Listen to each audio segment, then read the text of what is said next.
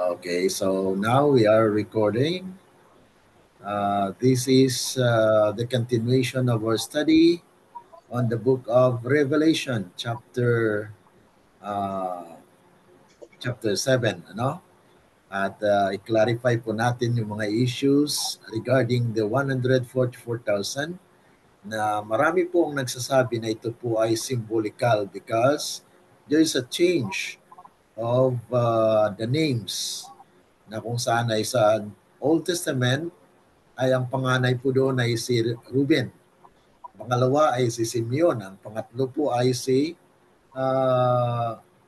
Levi o si Levi. Pero nagbago po yan. Kaya yun po yung ating i-consider ngayon. Ano? Okay, so this is, dali lang we are actually, inayos po natin yung ating live. Okay, so that we will be guided. Dali lang. So this study will be, ang layunin po nito ay talagang napakaganda po dahil atin pong pag-aralan yung mystery behind the 144,000. Bakit mayroong pagbabago? Ano po? So ito po yung ating pag-aralan ngayon. Okay, so okay.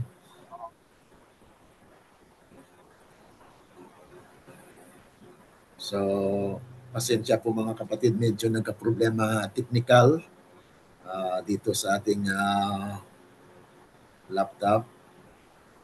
Okay. Mag-live na po tayo. Okay, so okay, dito na po. It's still going on. Okay. So dito na po. So mag-live na tayo at nawa ay marami po ang makinabang nitong ating pag-aaral dito sa prophetic insight on the book of Revelation. At maaari nawa ng Panginoon ang siyang ating gabay sa ating patuloy po na pag-aaral. No? Okay. Okay, so ito po yung ating pag-aralan. Holding the four winds.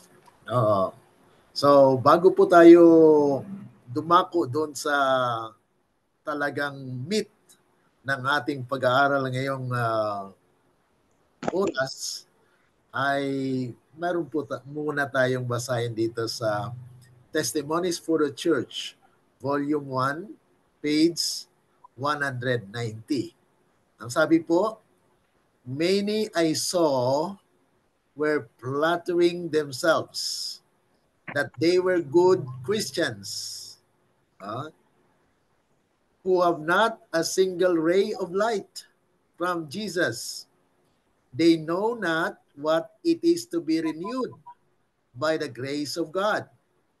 They have no living experience for themselves in the things of God. And I saw that the Lord was wielding his sword in heaven to cut them down.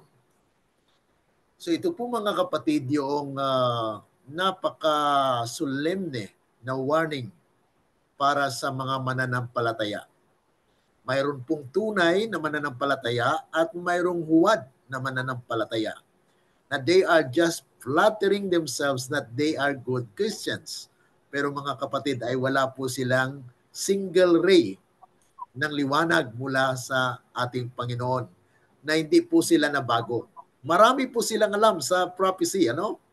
They know the prophecy, but yet if you or if we did not understand the basic of salvation, ay wala pa rin po mga kapatid. Kaya sabi rito, they know not what it is to be renewed by the grace of God.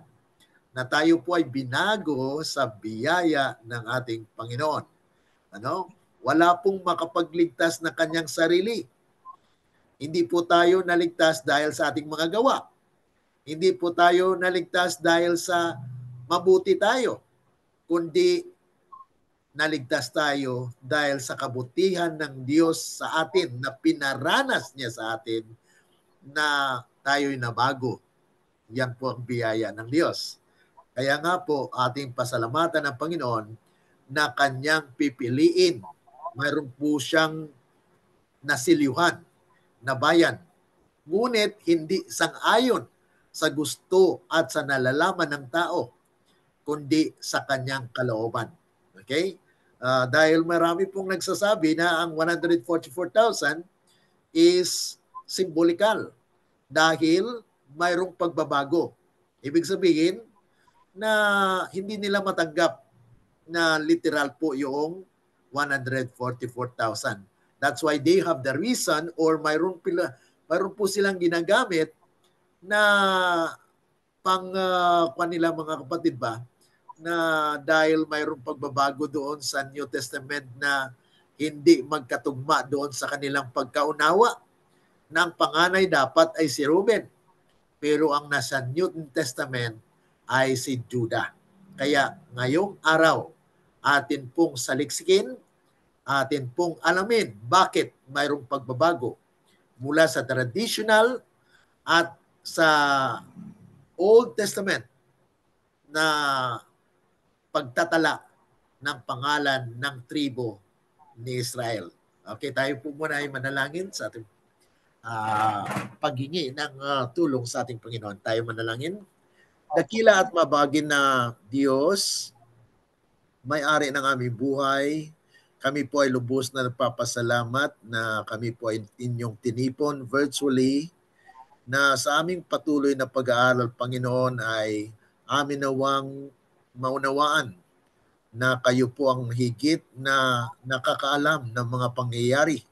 Kaya nga po inyong i-reveal ang mga prophetic insight na mga rason kung bakit mayroong pagbabago sa listahan ng 12 tribo ng Israel. Na kung saan ay marami po sa amin, sa mga kapatiran sa Seventh-day Adventist na naniniwala ng 144,000 po ay symbolikal dahil hindi po nila matanggap ng 12 tribes ay merong pagbabago. Kaya nga po, amin pong hiniling sa inyo na patnubayan nawa kami, Panginoon, sa aming pag-aaral. Ito po ay aming dalangin dahil lamang po sa matamis na pangalan ng aming Panginoong Jesus. Amen.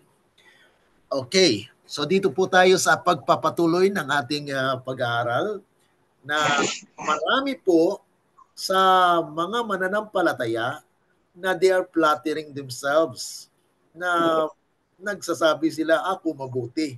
Mabuti akong Kristiyano. Pero ang kabutihan ng tao, mga kapatid, maaring aminin mo na ikaw ay mabuti, pero ang tanong po dyan, ang kabutihan niyo po ba ay katanggap-tanggap sa Diyos? Dahil ang kabutihan ng laman ay kamangmangan sa harap ng Diyos. Dahil tayo po ay laman. Kaya nga po kailangan na mayroon pong pagbabago, hindi sa kapangyarihan ng tao, kundi sa kagalingan at kagandahang loob ng biyaya ng ating Panginoon. Yun po yung itataas natin, hindi yung ating sarili. Ano po? Dahil ang kaligtasan po natin ay wala sa atin. Okay? Now, dito po tayo sa topic for today. Okay? Ito po yung isa sa issue na pinag-uusapan na dahil sa pagbabago ng listahan ng 12 tribes ay hindi nila matanggap ng 144,000 po ay literal. Okay? Dahil sa rason na mayroong pagbabago, there's a change of list of the 12 tribes. So sabi nila, hindi literal. Dahil mayroong pagbabago. Ngayon, ang Biblia po nagsasabi, okay, Revelation chapter 7, verse 4. Ano pong sabi? And I hear the number Atin pong in-explain yung number na ito ay nanggaling po siya sa Greek word na arithmos. Yung arithmos mo may kaakibat na kahulugan sa English at sa ating pagkaunawa mga kapatid. Ang arithmos, diyan din nanggaling yung arithmetic. Kaya it is actually reckoned, numbered, accounted. So yun po yung ibig sabihin ng number na ginamit po dito. I hear the number. I hear the arithmos of them which were sealed. So number, hindi symbol. Okay? And there were sealed 144,000 of all the tribes of the children of Israel. So si John mismo ang nagsasabi mga kapatid na yung babangkitin niyan ng mga pangalan ay tribes of the children of Israel. Ibig sabihin mga kapatid, si John ay may alam sa kasaysayan na atin din pong alamin. Okay? Ang una pong tribe dito na binanggit ay Judah. Pero sa Old Testament, ang nauna po ay sino? Si Reuben. Ang pangalawa po ay si Reuben dito sa New Testament. Pangatlo po ay si Gad. Ating mapapansin mga kapatid na yung pangatlo sana, actually ang pangalawa ay si Simeon. Ang pangatlo po ay sino? Si Levi. Okay? At ang pang-apat po ay si Judah. Yan po ang kanilang kini-question. Na ibig sabihin daw, itong Revelation chapter 7 verse 4 ay simbolikal. Okay. Pero mga kapatid, hindi natin masabing simbolikal dahil number po ang binanggit. Ang Israel na ito, children of Israel mga kapatid, mayroong nangyari sa kasaysayan na atin pong alamin. Bakit mayroong pagbabago? Why there's a change of the name? Okay. Now, ang pangatlo ay si God, which is actually sana si Levi. Ang pangapat po ay si Asher. Ang panglima po sana ay si Dan. Pero wala si Dan. Okay? Ang panglima po rito ay si Neptalim. Ang pang-anim ay si Manases. Si Manases po mga kapatid ay hindi naman anak. Pero bakit naibilang siya dito? Okay, yan po ang alamin natin sa mga oras na ito. At itong si Manases mga kapatid ay anak ni Joseph. Bakit hindi sinama si Ephraim? Anong rason? Yan. Ang Simeon na sana ay pangalawa, naging pangpito. At si Levi na pang-tatlo ay naging pangwalo. Bakit anong nangyari? Isakar, pang-siyam, Sabulon, pang-sampo, pang-11 po ay si Joseph. At yung pang-12 ay si Benjamin. Na talagang siya po talaga yung bunso. So, nananatili po siya na bunso dyan. Pero ang dito po, ang nauna po dito si Judah. Ano po ang nangyari? Bakit kailangan po na mangyari ito? Dahil alam sa kasaysayan mga kapatid na kahit sa Seventh-day Adventist ay mayroong mga hindi makasama sa 144,000. Ayan po mga kapatid, Dahil sabi po, ano po sabi ng inspirasyon? Testimonies for a Church, Volume 1, 189, paragraph 2. Ang sabi po, oh, that every lukewarm professor could realize the clean work that God is about to make among His professed people. Alam po natin mga kapatid, yung 12 tribes ay professed people of God.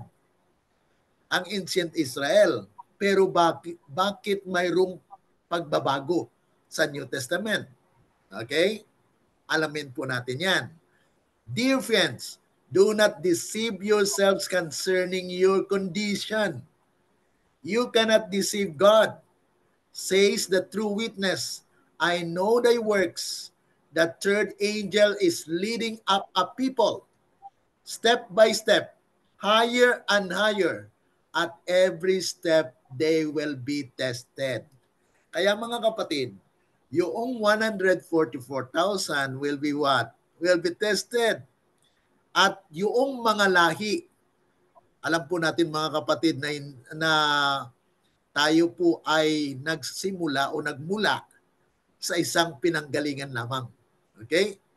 Sino pong pinanggalingan natin? Noong pinatay si Abel, sino ang naging ama ng lahat ng lahi? Kasama po si Adan, actually nagdumami yung tao. Pero sa anak po ni Adam, si Cain po ay by flesh makasalanan. Kaya nga po minana po natin yan. Pero hindi tayo guilty. Kaya maligtas tayo sa biyaya ng ating Panginoon. Kaya nga po, kanyang lilinisin ang bayan ng Diyos. At alam natin, Israel of today is the Seventh-day Adventist. At bakit mayroong mga tribo na hindi nakasama? Okay. So mga kapatid, sabi rito, Testimonies for a Church, Volume 1, 198. Angels keep a faithful record of every man's work. And as judgment passes upon the house of God, the sentence of each is recorded by his name. And the angel is commissioned to spare not the unfaithful servants, but to cut them down at the time of slaughter. And that which was committed to their trust is taken from them. Kaya yung mga leaders, yung mga ancient men na binanggit doon sa Testimonies for the Church, Volume 5, 211, they betrayed their trust. Ibig sabihin mga kapatid, binigyan sila ng karapatan ng Diyos na maging leader. Ngunit, ano pong nangyari? They are not being trusted. Bakit? Dahil hindi po nila tinuro ang tama. Okay? So they have not prepared the people of God. So mayroon pong mangyari na kung saan ay lilinisin. Unahin ang ancient men. Ang ancient men, mga kapatid, ay leaders, mga pastors. And this is actually a solemn warning to all leaders and also mga pastors. Dahil nasa prophecy po yan. Maari lamang pagbasahin ang chapter 5 of Micah. Okay? Dahil yun po ay malalim na pag-aaral sa chapter 5 of Micah na mayroon po dyan 7 shepherd at saka yung 8 at yun po ay nabanggit yung Assyria at yung hamog ng maliligtas ay may influensya na kung saan ay magliligtas sa bayan ng Diyos. Kaya atin din pong pag-aralan yan later. Okay? Ngayon mga kapatid, ay sinasabi po rito na may faithful record. Ang kasaysayan po, kahit na yung kasaysayan ng ancient Israel, ay mayroon pong record.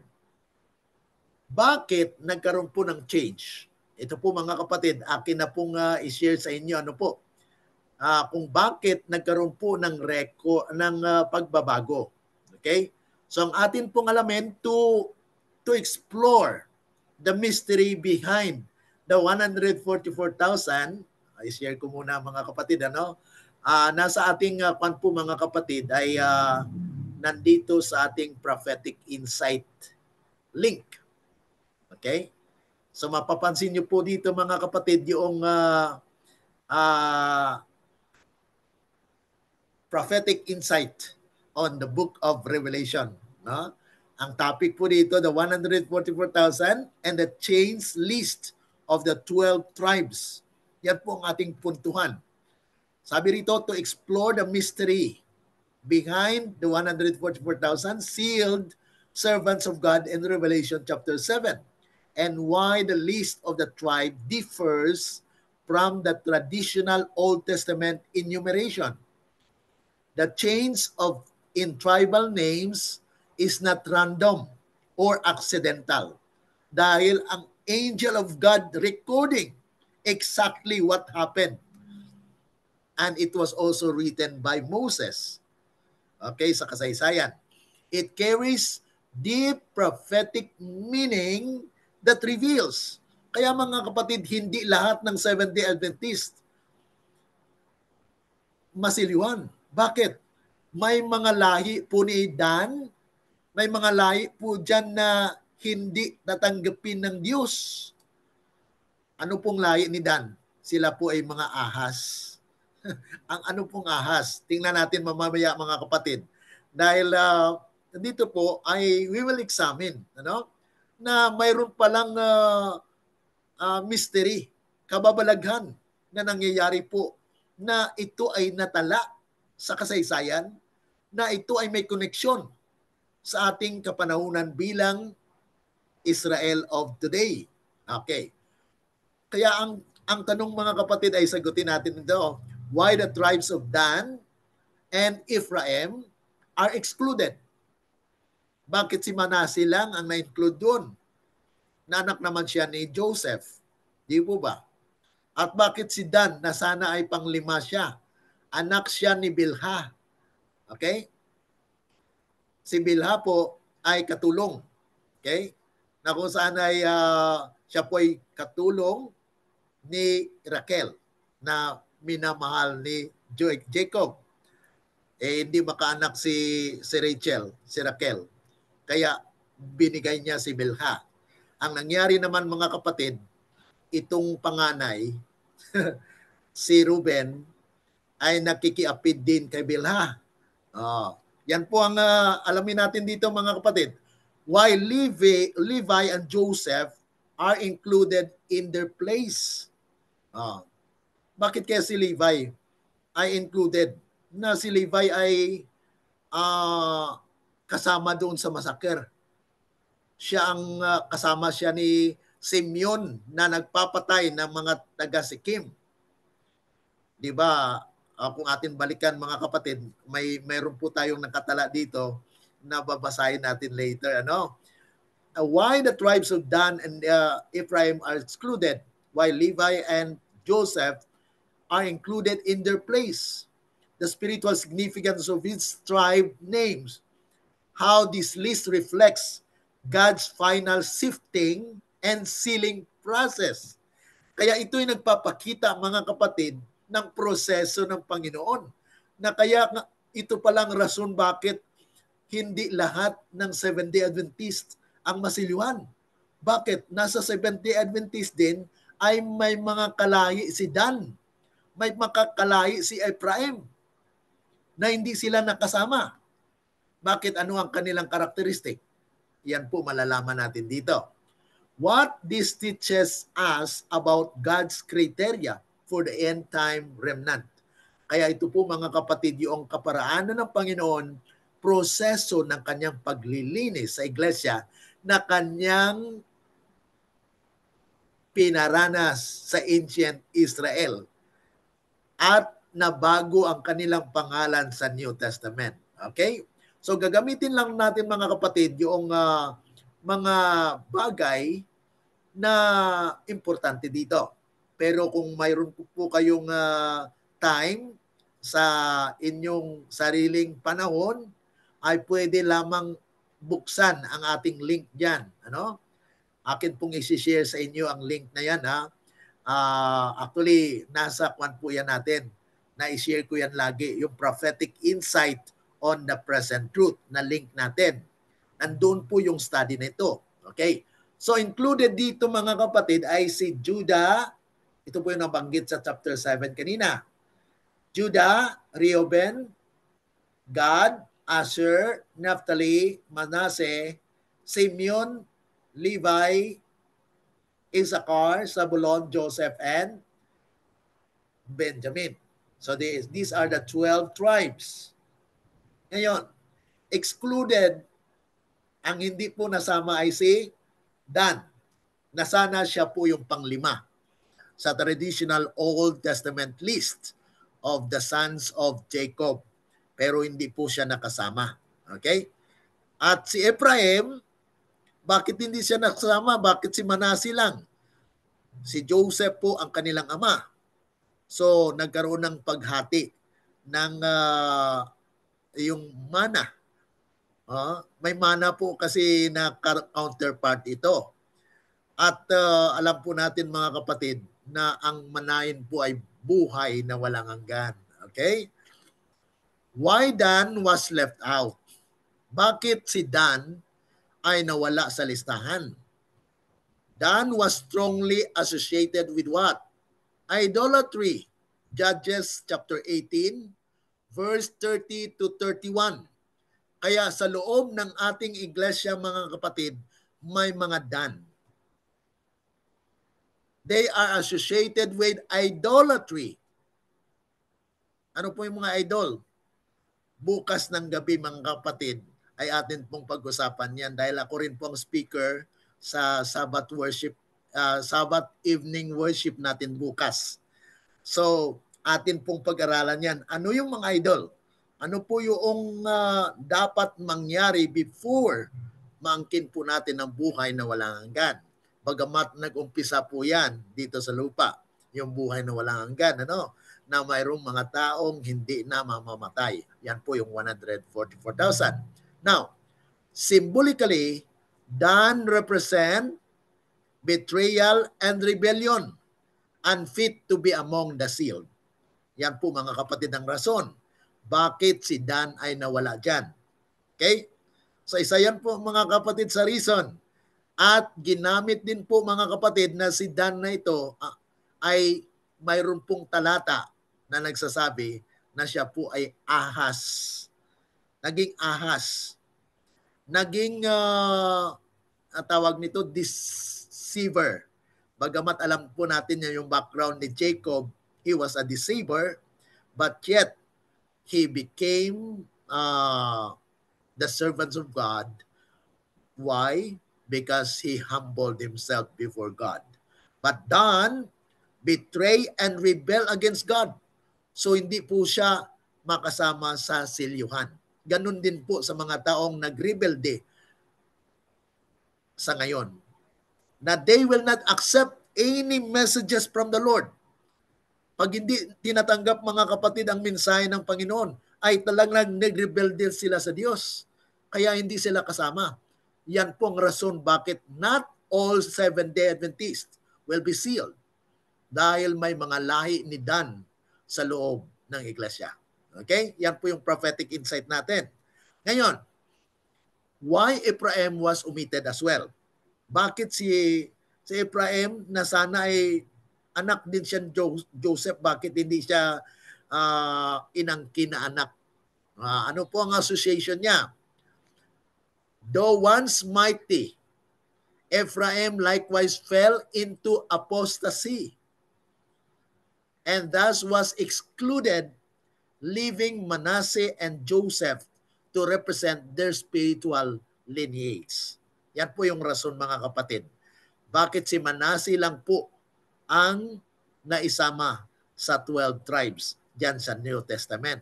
Okay?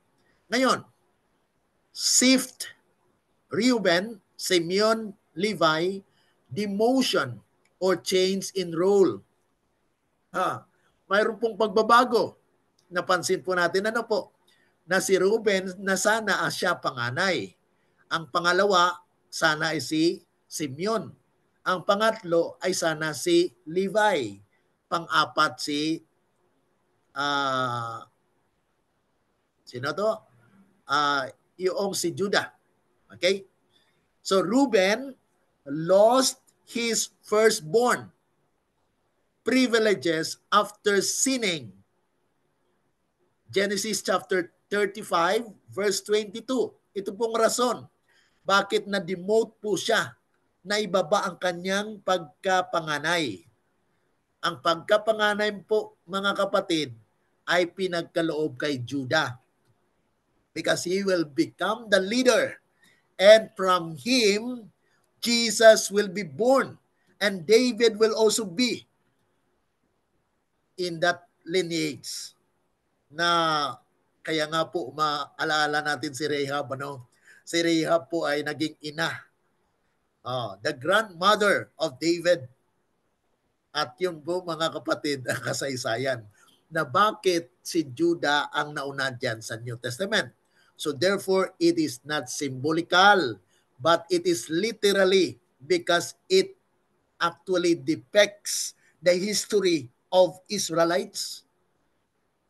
Hindi naman po papayag ang Panginoon ang lahi ng mga gumanap doon ay mananatili sa kanilang kalagayan. Ganon din po sa ating iglesia sa ngayon.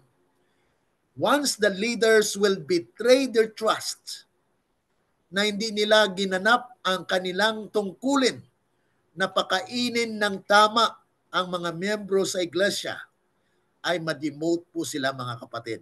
Ang ilan sa kanila will not be a part of the sealed people of God. Okay? So yan po mga kapatid. And his role diminished, his tribe became smaller and less prominent. Yan pong nangyayari. Pero pantay-pantay po sila na 12,000. Ano po? So every tribe ay 12,000. Okay.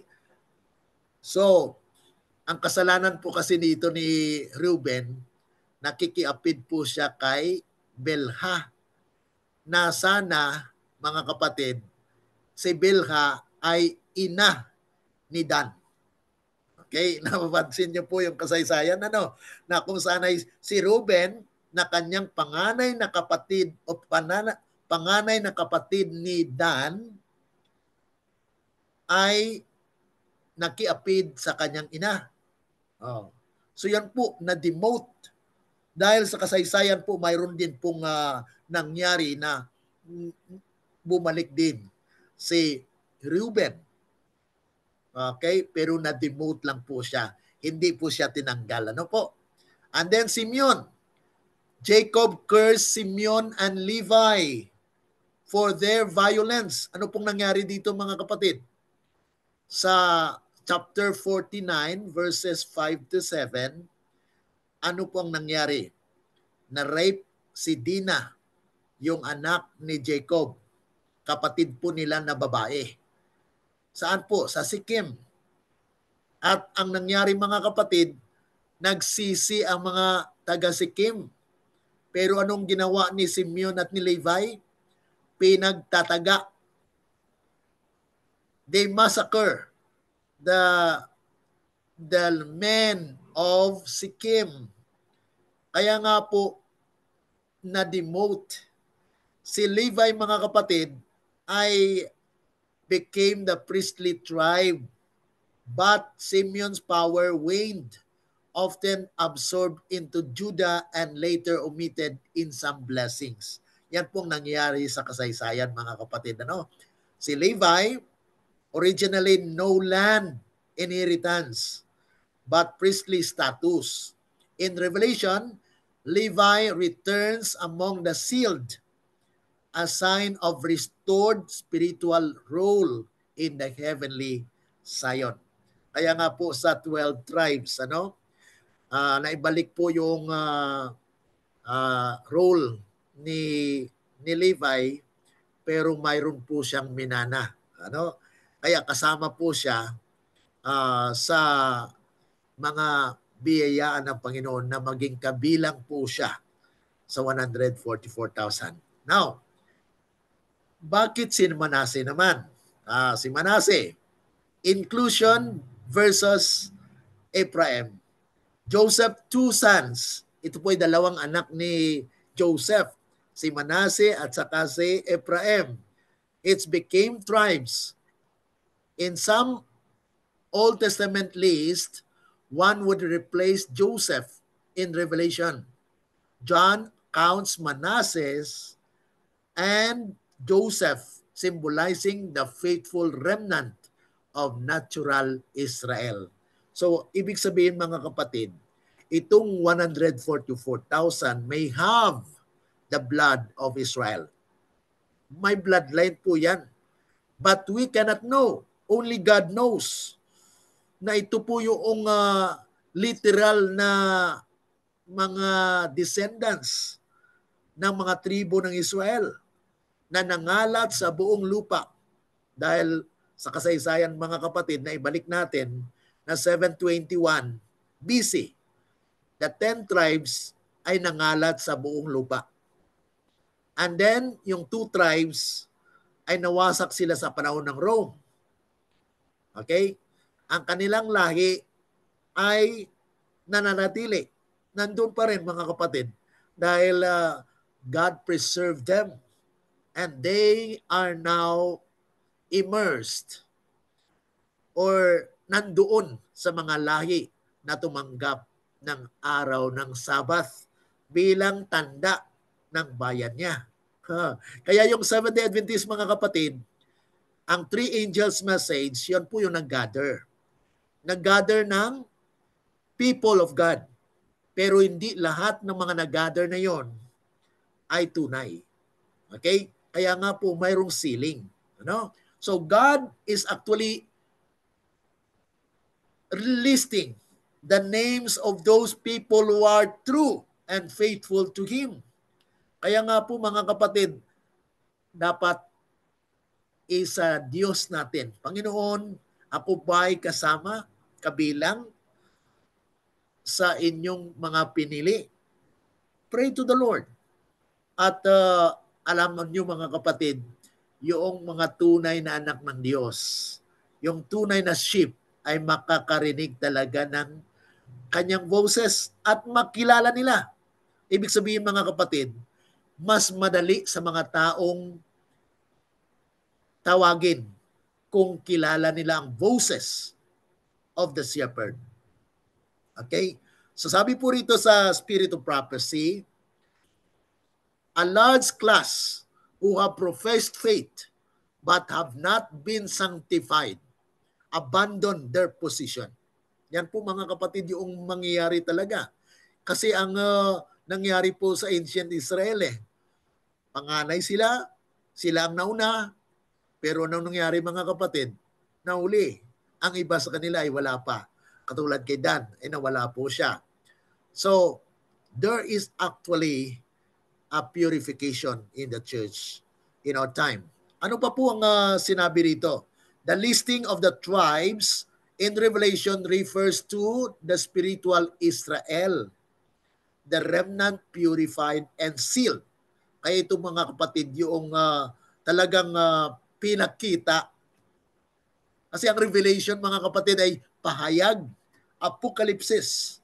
Pinakita kung ano ang mangyayari in the last days. Dahil ito po ay nagtuturo sa atin.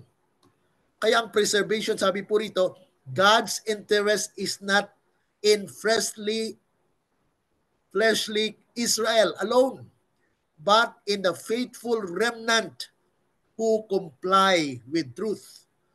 Silang na mga taong sumusunod kung ano ang katotohanan. Okay? So, si Dan mga kapatid nawala dahil idol worship po siya. Excluded, betrayal and apostasy. Kaya warning ito sa atin ng mga Seventh-day Adventist. Baka kasama tayo doon sa lahi ni Dan na hindi makabilang sa 144,000. Okay?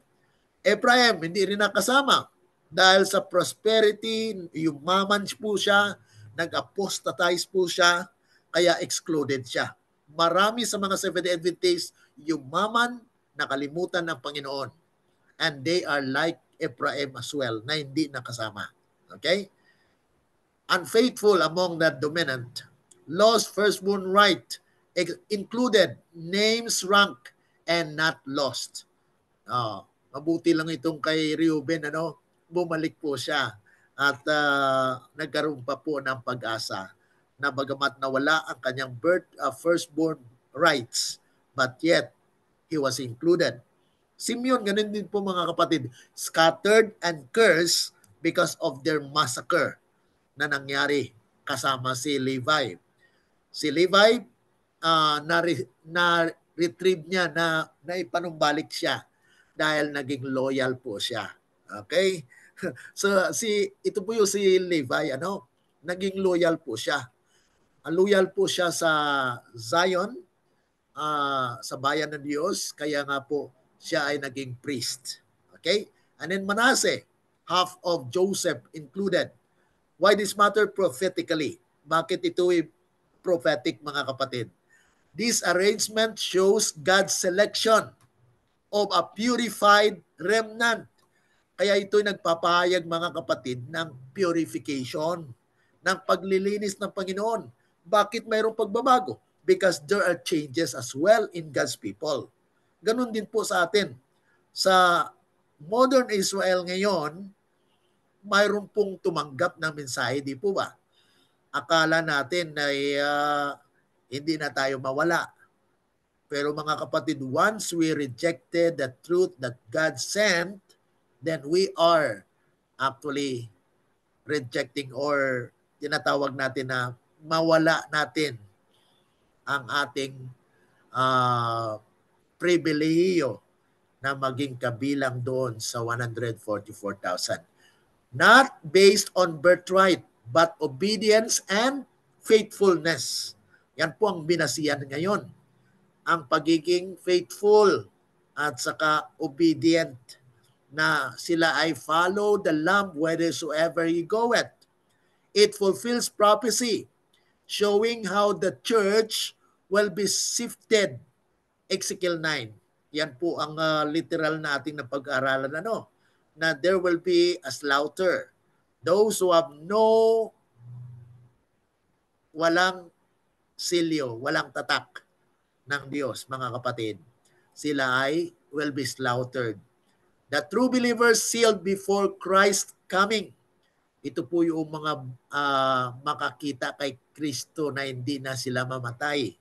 So mga kapatid, the shifting of tribes in Revelation is not arbitrary. It reflects a spiritual realignment. Yung mga idolatries, apostate tribes, Dan and Ephraim, are excluded. Kaya ganun din po sa church. May mga tribo ni Dan na sa loob ng church na sila po ay nag-betray ng kanilang trust. Priestly Levi, Joseph and Manasseh, symbolizing the faithful remnant, are included. Okay? Demoted tribes, Reuben and Simeon, remain but in diminished honor, echoing the movements of grace. Kaya biyaya lang ang nagligtas sa kanila, mga kapatid. So this harmonize with the SOP and the rod teaching.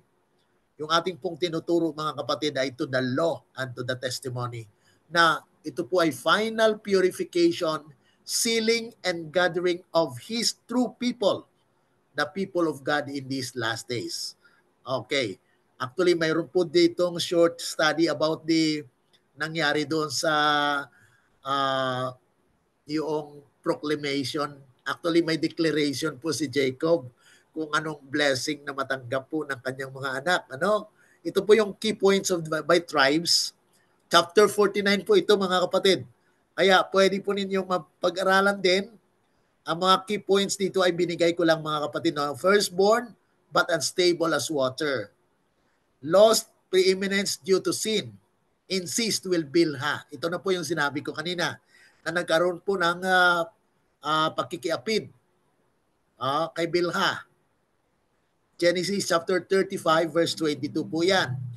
Privilege without character leads to downfall. Okay? Si Levi at Simeon condemned for violence. Ito na po yung sa Sikkim incidents na nagkaroon po ng massacre, na pinagtataga yung mga lalaki doon, bagamat sila po ay nagsisi na po sila. Pero itong dalawa, si Simeon at saka si Levi, ay talagang nagalit dahil pinakamamahal nila si Dina, yung kanilang nag-iisang babae na kapatid, natala po sa Biblia na siya po ay na-rape. Kaya nga po itong dalawa ay nag-revenge at pinagtataga po yung mga taga Sikkim. Kaya na-scattered po ang lahi nila, pero si Levi ay later redeemed through loyalty at Sinai. Naging pa naman po siya. Naging loyal lang po siya, mga kapatid. Ano? And then leading among brethren, the scepter shall not depart from Judah. Messianic prophecy about Christ. Kaya ito po ang rason na kung saan ay si Judah ay naging leader po ng Israel of today. Okay? And then Zebulon, nandyan din po, dwell by the sea, trade and commerce. Kaya may mga negosyante din tayo sa loob ng ating iglesia, di po ba? So yun mga kapatid ay nagre-represent kay Zebulon. Okay? Issachar, strong worker but becomes servant. Yan naman si Issachar. So mayroon din mga servant dito sa atin, mga kapatid. So that is actually a prophetic insight sa mga nakatala po sa kasaysayan. And then Dan, ito po yung nawala. Judge of Israel but became a serpent. Deceptive. Naging judge siya pero naging serpente, naging ahas. Mabasa po natin yan sa kasaysayan actually, mga kapatid, at sa Judges 18. Dan's tribe later leads to idolatry. Kaya hindi po sila nakabilang sa 144,000. Kaya mayroon din po sa ating iglesia na hindi maging kabilang po dahil idolatrous na po sila. Ano? Si God, overcome by raiders but will fight back.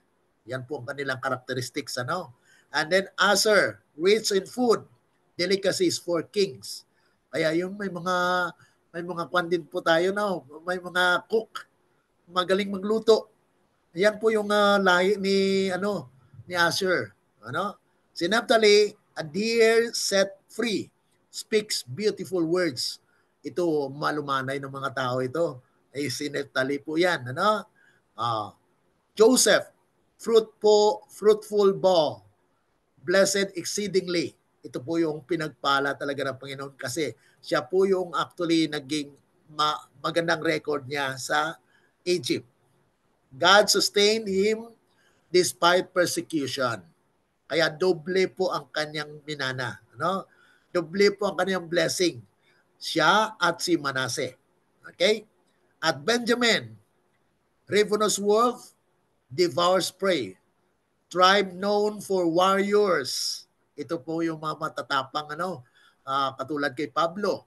Si Pablo po ay nanggaling sa lahi ni Benjamin, kaya matapang po. Kaya sa atin po may mga matapang din dito, ano.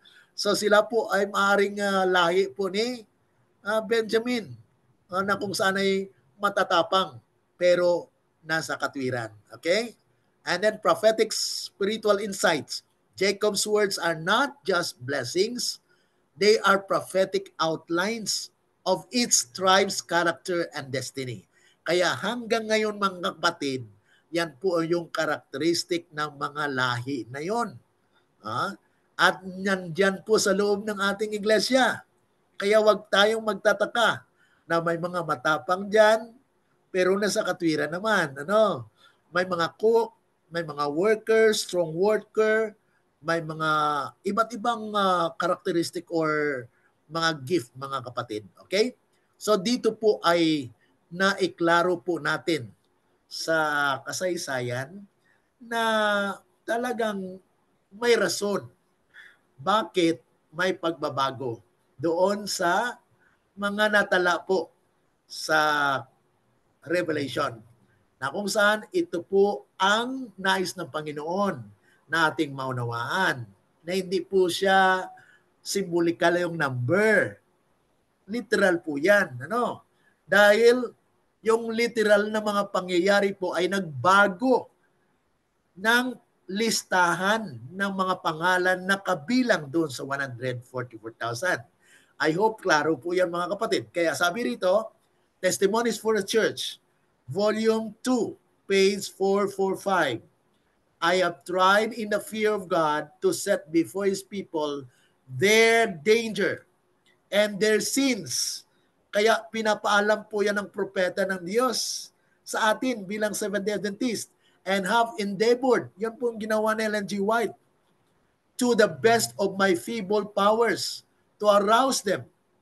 I have stated startling things, which, if they had believed, would have caused them distress and terror, and led them to zeal in repenting of their sins and iniquities. Nangyari na po sa kapanahunan ni Ellen G. White. Pero ang mga leaders at that time, mga kapatid, ay matigas. Ano pong ginawa nila kay Ellen G. White? She was exiled.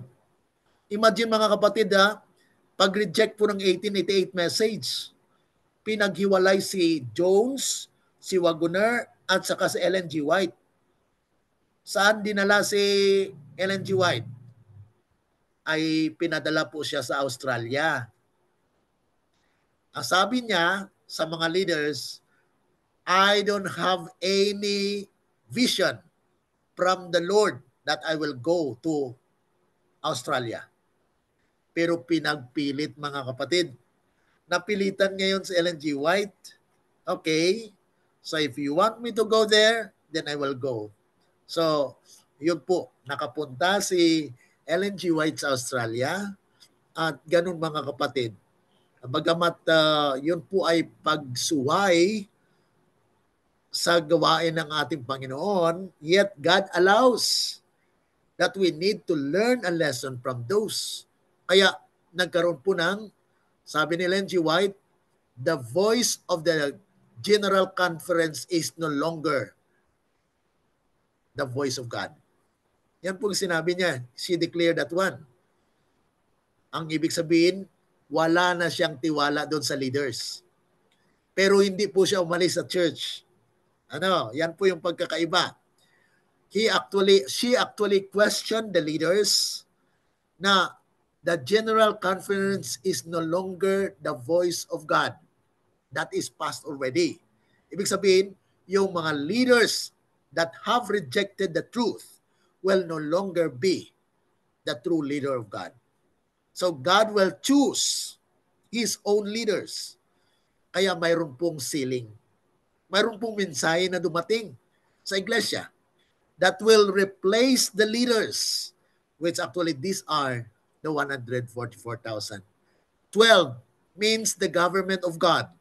Alam niyo, mga kapatid, yung 12 tribes, 12 disciples, 12 yung tinatawag natin na 12 times 12,000, that is actually God's government.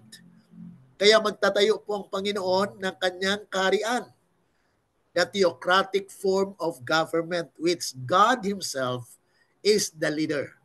Ayan po, mga kapatid, ay sinabi po sa Daniel chapter 7 verse 27 that there will be a kingdom under heaven. Ibig sabihin, mga kapatid, itong kingdom na ito nasa lupa. If that kingdom is under heaven, then it is on earth. So God will establish a kingdom. That's why Daniel 2 is very significant study, because the stone will be cut out of the mountain. Hindi po yan second coming of Christ. That is purification of the church, where the church will become triumphant and God will pour out His Holy Spirit, and there will be a loud cry, and the great multitude of Revelation chapter 9 will be harvested, the second fruit. Okay? So next week, mga kapatid, pag-aralan po natin ang great multitude naman. Okay? So I hope you understand our lesson for today. Any question po, mga kapatid? Kung mayroon pong tanong, ay okay na po kayo magtanong. Sige po. Ang tanong ko po ay doon po sa 12 lipi ng Israel. Opo. Ay napalitan po pala ni Manasseh si Dan. Oo. Opo. At yun po bang mga kasaysayan na sinabi po ni Jacob sa kanyang mga anak sa 12 lipi. Mm. Sa chapter sa chapter 49. 49 po. Sa panahon po natin ngayon, yung pala po ang makikita sa loob ng SDA. Yes po, Tapos, that is a spiritual application po dahil prophetic po siya. opo. At yung pong sinabi po yung po bang sinabi ni E.G. White, Ellen G. White na Opo. nung siya po ipa-exile sa California, Sa ay Australia. doon po nagsimula sa California po, Australia. Australia po. Ay ngayon nung pa-exile po siya, nagsalita po siya na wala pong maririnig na voice ang mga leader ng church. Doon po nagsimula. Kaya 1904, 03 po yun. 1903. 1903 po. Apo. 1903 hanggang ngayon po kaya hanggang ngayon po ay ganun ang problema, ang conflict na naganap, na talagang meron po sa loob na ayon sa sinalita po ninyo na mga leader na nakakarinig ng salita ng Diyos, pero karamihan ay yung ginawa ni Dan ay nakikita, at yung pong nangyayari ngayon ay hindi na po pala talaga nakakapagtaka. Kasi yun po yung dumating po sa akin nung pumupunta ako sa mga church, na ano ang dahilan at sila ay nagkakaganito, na nagsasarili silang interpretasyon sa Biblia. Kaya yun po pala ang pinakang dahilan, Pastor. Opo. Dahil sa yung pong prophecy na naganap noon na binitiwan ni Jacob ay nagaganap sa panahon ito hanggang sa dumating ang Dark Ages. So yung yun pong po. klaro na hindi ko alam ang sagot. Salamat po. Okay, maraming salamat sa Panginoon dahil ito po yung prophetic insight na kung saan inaalam natin kung bakit mayroong pagbabago. Yung listing of names sa New Testament. At sinabi doon sa chapter 49 ng Genesis na mayroon palang last will and testament si Jacob. Kaya po yan ay natutupad sa ating panahonan. Amen po. Okay, mayroon pa po bang tanong? Sister Mary muna. May tanong lang ako ba? Dito ba sa Genesis 48 verse 17, binisaya niya, Opo. sa pagtanaw ni Jose nga ang tuong kamot sa iyang amahan dito itapion sa ulo ni Ephraim, wala niya kini ikahimuot, busa gibalhin niya ang kamot sa iyang amahan ngadto sa ulo ni Manasis. Ngano man wala ko ka sabot ngano ni siya nga wala ikahimuot unya, nganong naingon dinhi nga siya nga tay dili ka na mao si Manasis mao'y magulang, itapion ang imong tuong kamot sa iyang ulo. Pero ning dumili man iyang amahan, anak nahibalo ako ana siya. Pwede pa ki-explain? Kasi ang pan po noon ay panganay kasi si Ephraim, ano? Kasi sana ang blessing na mapapunta kay Ephraim dahil marami ang kanyang lahi actually ni Ephraim. Pero dahil sa alam ng Diyos at na-impress ang mind ni Jacob na nilipat niya ang mana at doon napunta kay Manase. So, may mga bagay na talagang alam ng Panginoon kung sino po ang kanya. So, ganun sa kalagayan po ni Jacob, ay ikwan niya na i-bless niya na sana si Ephraim, pero naglipat pa ng kamay doon kay Manase. So, there is a guidance from the Lord na ganun din ang nangyayari sa ngayon. Na may mga membro sa iglesia na bagamat sila'y panganay, sila'y nauna, sila'y mga leaders na sana sila na yung pagkalooban ng Panginoon ng blessing na makabilang sila, pero hindi dahil sa kanilang idolatry. casting of idol. Yan ang pag-aralan natin bukas sa gabi. Kaya nga, in-invite ko yung mga kapatiran na mag-join tomorrow evening dahil napakaganda po ng ating talakayan at pag-aaral dahil akin pong i-integrate itong ating pag-aaral na ito sa ating mga kapatiran sa nationwide. Kasi Luzon, Visayas, and Mindanao po yan na worship natin. Okay? Nasagot po ba, Sister Mayan? Oo. May tanong lang ako, yung sinasabi mo na bukas ng gabi, naka-record, i-record mo ba yon? Yes po. I-record po natin. I-try natin na ma-record po yan. Kasi ang sa akin ba, sa simbahan lang ako sa Merkulis ng gabi at Bernis ng gabi kasi baka bigyan nila ako ng pagkakataon na makashare kasi kung Sabado hindi ako makashare kaya yun na lang. Opo. So, yun na lang. Okay, no problem po. No problem Okay. po. We will record it. We will try to record it at I will send you the pan. Okay. No problem. Okay, si Brother Marshall, you have any questions? Sige. Paano kaya itong mga good Christians na Seventh-day Adventist din na makita mo naman maganda ang pagka-Kristiyano sa biyaya ng Panginoon at saka bigay nila yung support nila pagpapintura sa simbahan at saka din sila sa programa ng simbahan.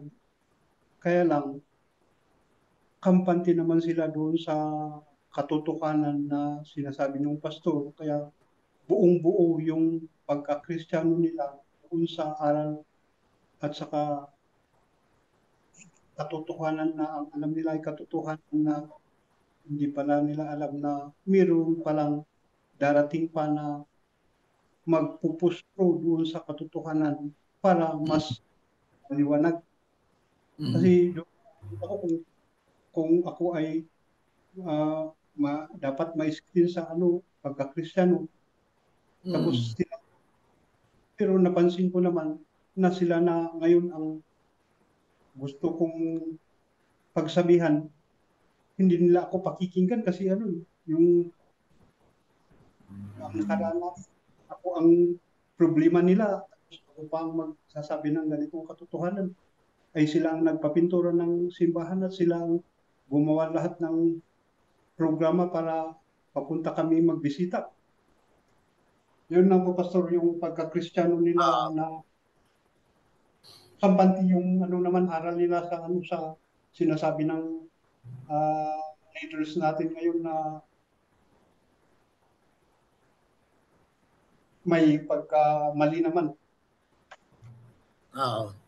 Maraming salamat, Brother Marshall. Magandang tanong na paano naman yung mga may SDA na nasa labas ng church na minsan support din sila sa church. They are good actually.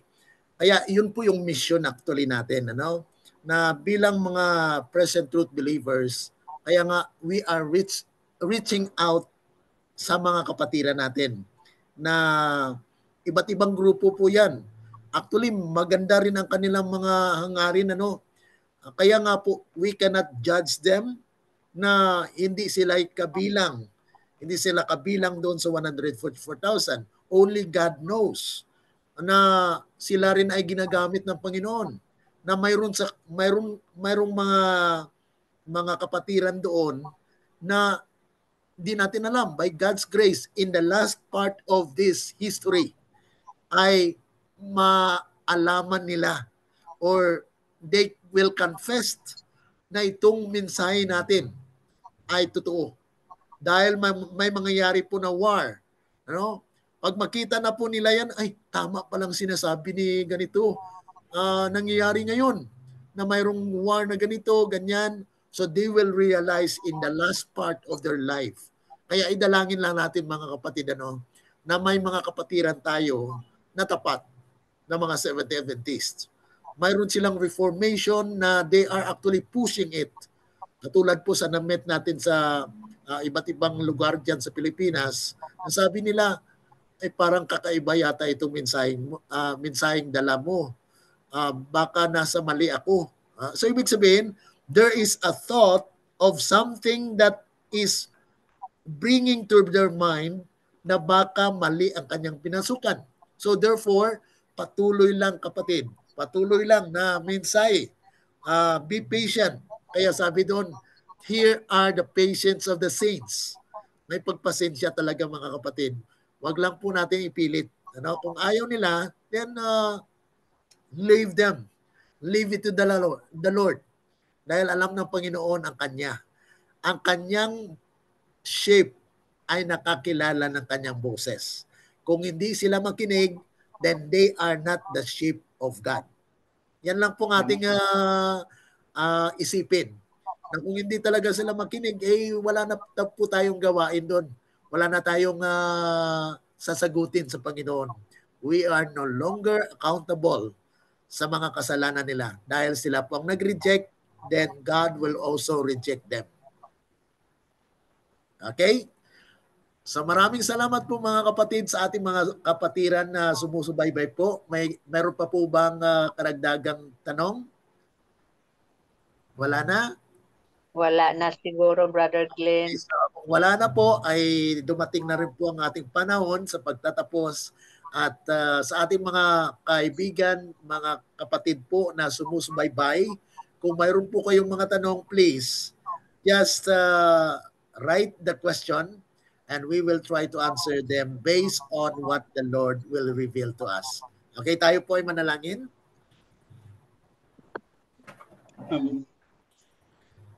Sa inyo dakila at mabagin po naming Ama na nasa langit ka sa muli, kami po ay lubos na nagpapasalamat na kami po ay inyong ginabayan, na naunawaan po namin ang inyong mga salita. Patuloy namin inaasahan, Panginoon, na kayo po ay mangusap at ipabatid sa aming mga kapatiran na ang mensaheng ito ay para sa aming bilang Seventh-day Adventist. Na kami po ay nagnanais na ang aming mga kapatiran ay makaalam din po ng mga katotohanan ito dahil mahal na mahal po ninyo ang inyong iglesia. Kaya't linisin ito sa pamagitan po ng mga mensahe na inyong pinadala upang sa ganon, Panginoon, kami ay masilyuan na may pangako ng buhay na walang hanggan. Kaya isa-isahin po kami sa pagbindisyon at pagpalain po ang bawat isa sa aming mga kapatiran at kung may mga bagay na hindi po namin nabanggit, kayo po ang nakakaalam na masigit sa aming nalalaman. Ito po ay aming dalangin dahil lamang po sa matamis na pangalan ng aming Panginoong Jesus. Amen. Let the words of our mouth and the meditations of our hearts be acceptable unto thine sight, O Lord, our strength and our Redeemer. Amen. Amen po. God bless. Amen. God bless. Salamat. Okay, bye-bye. See you po.